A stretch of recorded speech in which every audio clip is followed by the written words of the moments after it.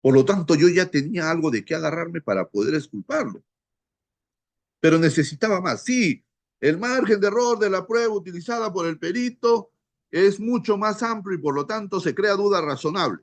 Ah, sí, podría haberlo dicho, pero a veces no hay que quedarse solo en eso, pues, en la primera respuesta, ¿no? Solo comemos la sopa, no el segundo ni el postre. No, no, no, no, no, no.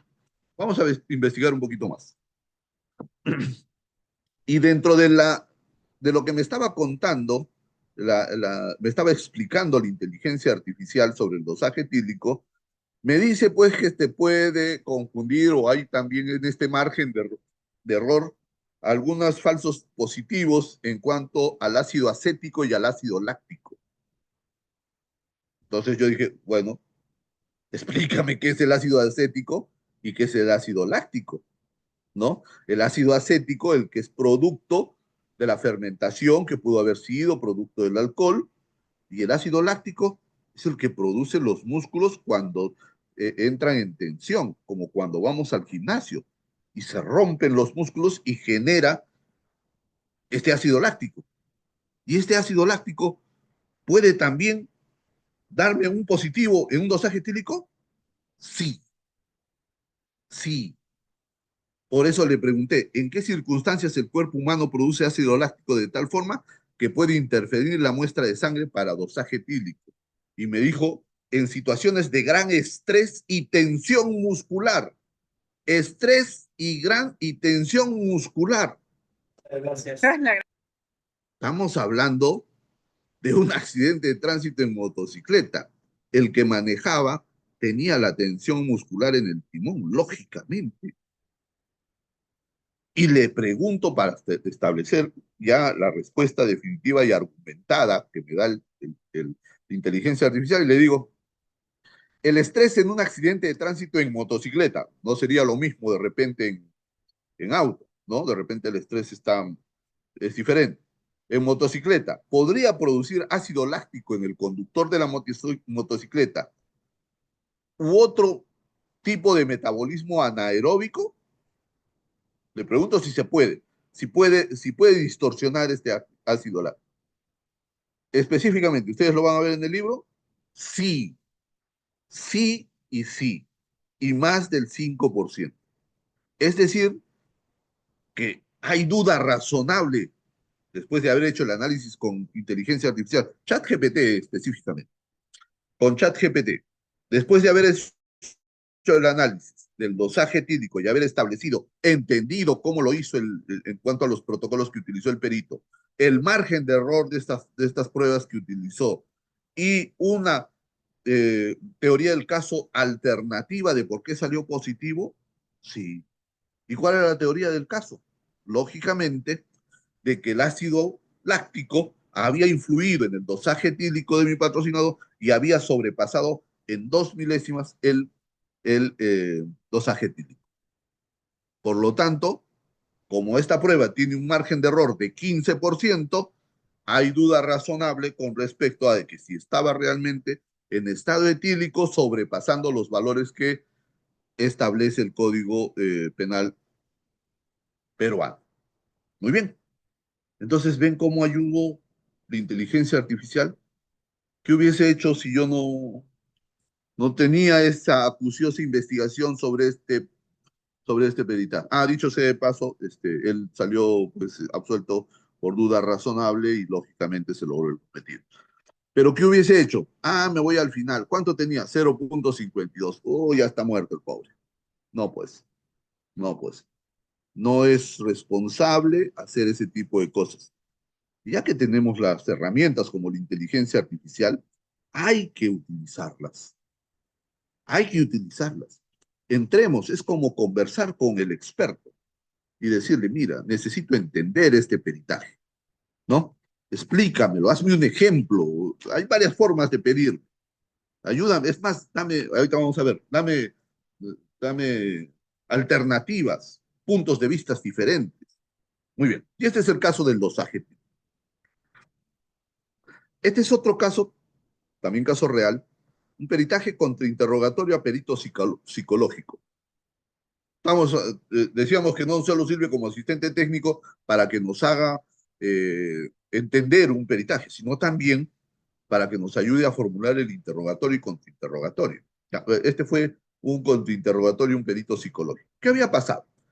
Era un caso de estafa y el perito psicólogo emite un informe pericial sobre la capacidad de la persona, ¿no? Decía que estaba incapacitada porque tenía mucho estrés y depresión, ¿no? El psicólogo mencionó que era psicólogo clínico, no forense, pero que tenía 20 años de experiencia, ¿no?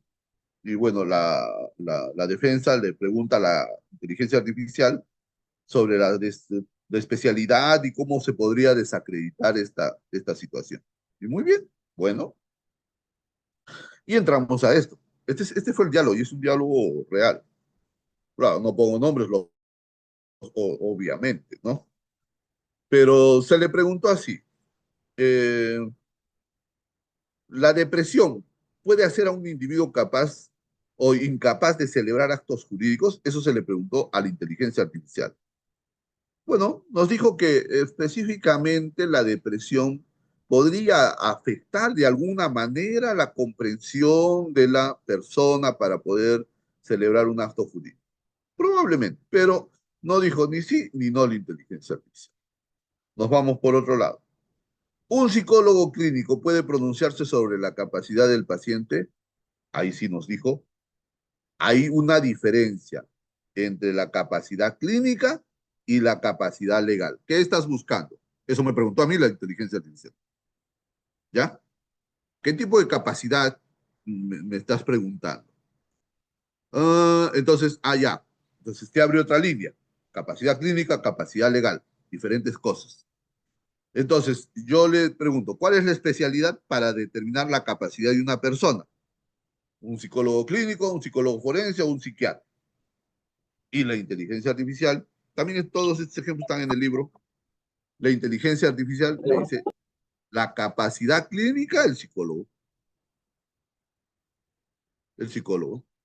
Ahí La está. capacidad legal podría ser un psiquiatra o un psicólogo forense. Muy bien. Y bueno, este es parte del interrogatorio. Se le preguntó, señor perito, ¿me repite su especialidad? ¿Cuántos años de experiencia tiene? El perito dijo, bueno, soy psicólogo clínico, tengo 20 años de experiencia como psicólogo. Muy bien. ¿Tiene o ha realizado alguna especialidad en psicología forense? No, señor abogado, pero eso no es necesario. Esa es una especialidad nueva y más vale la experiencia. Eso no es cierto, pero lo dijo, lo dijo.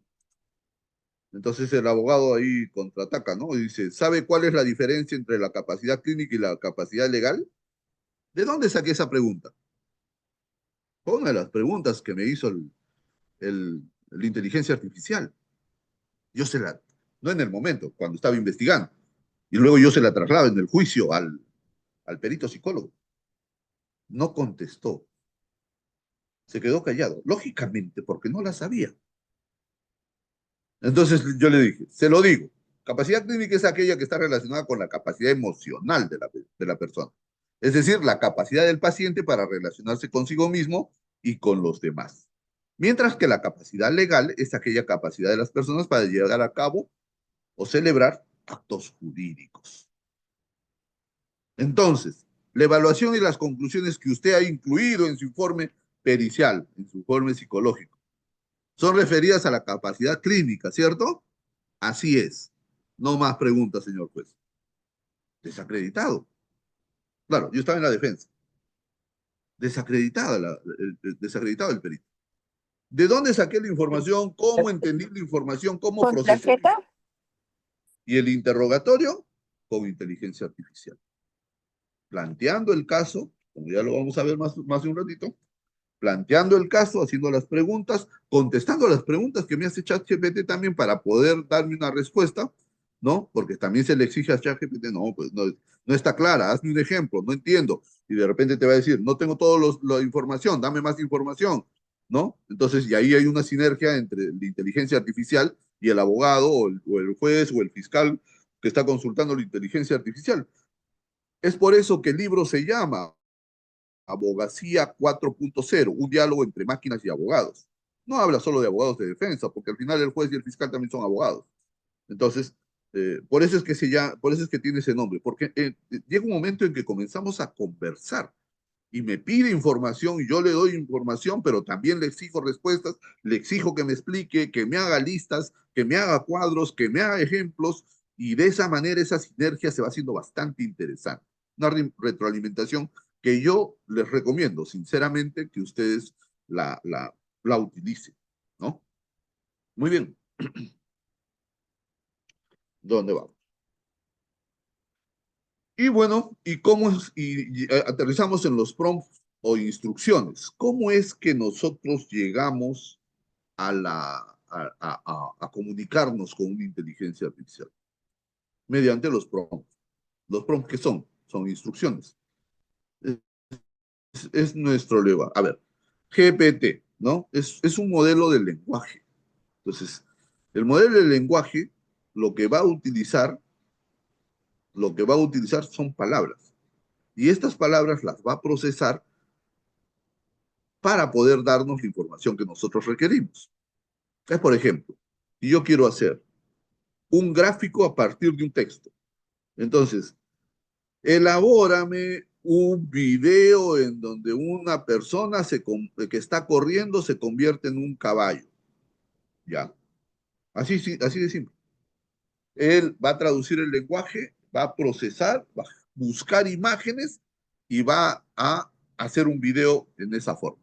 O puede ser una foto, ¿no? Bueno, elabora una fotografía donde Donald Trump está dándose la mano y abrazado con Putin, con el presidente de Rusia, Vladimir Putin. Sí, lo va a hacer. ¿Por qué? Porque es un procesamiento del lenguaje. Entonces, la forma como nosotros le hablamos a las computadoras, sobre todo a la inteligencia artificial, se llama prompts. Prompts. Y tiene que ser bastante interesante. Es decir, tiene que ser enriquecedora para que también la inteligencia artificial pueda procesar esto. Por ejemplo,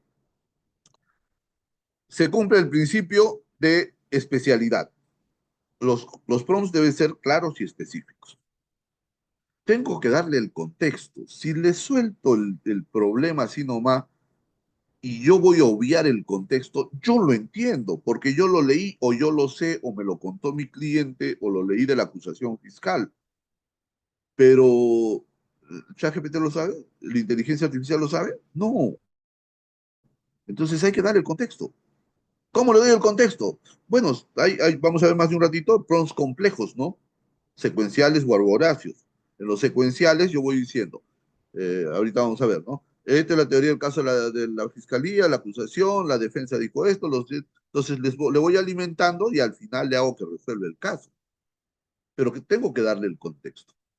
Muy bien. Una frase, una frase. En un contexto determinado puede sonar como una motivación y en otro contexto determinado puede sonar como una amenaza. Entonces, definitivamente el contexto es importante, sobre todo cuando utilizamos este tipo de herramientas como son como es la inteligencia artificial. Luego, ¿debo usar un lenguaje formal? Sí, a veces debo pedirle que use lenguaje formal y técnico, ¿no? Porque al final de cuentas yo voy a trasladar esto a mi teoría del caso, a mi defensa, o a mi acusación, o a mi resolución judicial que estoy redactando, y necesito que use un lenguaje formal y técnico. Por eso es que al principio se le dice el rol que va a desempeñar, es decir, quiero que me respondas como un abogado experto en derecho penal y procesal penal peruano, o de Guatemala, ¿no? O de México, de un país que estoy. ¿Para qué? Para que también pueda centrar no solo el rol, sino la normativa que va a utilizar. Es importante. Y luego se considera el formato. ¿Cómo quiero que me responda? Quiero que me responda con un texto corto. Quiero que me haga respuestas detalladas, varias respuestas, una sola, estructurado, en listados, que me dé explicación